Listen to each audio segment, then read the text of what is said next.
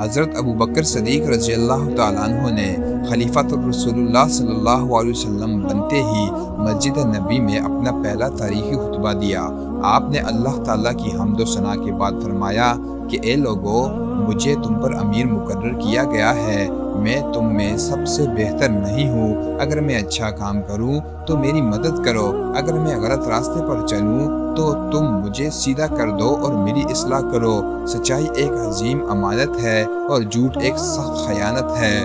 تم میں سے جو کمزور اور بے سہارا ہے وہ میرے نزدیک سب سے طاقتور ہے، یہاں تک کہ میں اس کا پورا حق اور اس انصاف اسے واپس نہ دلا دوں، اور تم میں سے جو طاقتور اور بااثر ہے وہ میرے نزدیک سب سے کمزور ہے، یہاں تک کہ میں اس سے دوسرے کا حق چھین کر مظلوم کو نہ دے دوں۔ جو قوم اللہ کے راستے میں جہاد چھوڑ دیتی ہے، اللہ اس پر ذلت مسلط کر دیتا ہے، اور جس قوم میں بے حیائی پھیل جاتی ہے، اللہ اس پر عمومی عذاب نازل کرتا ہے۔ میری اطاعت اس وقت تک کرو جب تک میں اللہ اور اس کے رسول صلی اللہ علیہ وسلم کی اطاعت کروں۔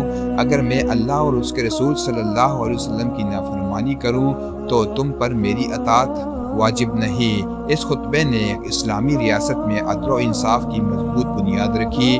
آپ نے واضح کر دیا کہ حکمران قانون اور شریعت سے بالا تر نہیں ہوتا۔ کمزوروں کو یقین دلایا کہ ریاست ان کے حق کی حفاظت کرے گی۔ طاقتوروں کو پیغام دیا گیا کہ ظلم اور زیادتی کی ہرگز اجازت نہیں ہوگی۔ عوام کو یہ حق دیا گیا کہ وہ وقت کے خلیفہ کا احتساب کر سکتے ہیں۔ حضرت ابوبکر صدیق رضی اللہ تعالیٰ عنہ نے اپنی پوری زندگی اسی قول پر عمل کر کے دکھایا۔ یہ واقعہ تاریخ میں عدل و انصاف اور مساوات کا ایک بے مثال شاہکار ہے۔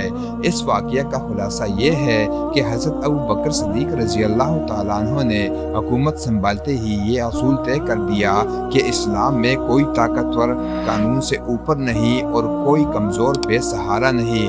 ریاست کا اصل کام مظلوم کو حق دلانا ہے، اور حکمران کی اطاعت صرف اس وقت تک ہے جب تک وہ اللہ اور اس کے رسول صلی اللہ علیہ وسلم کے احکامات پر قائم رہے۔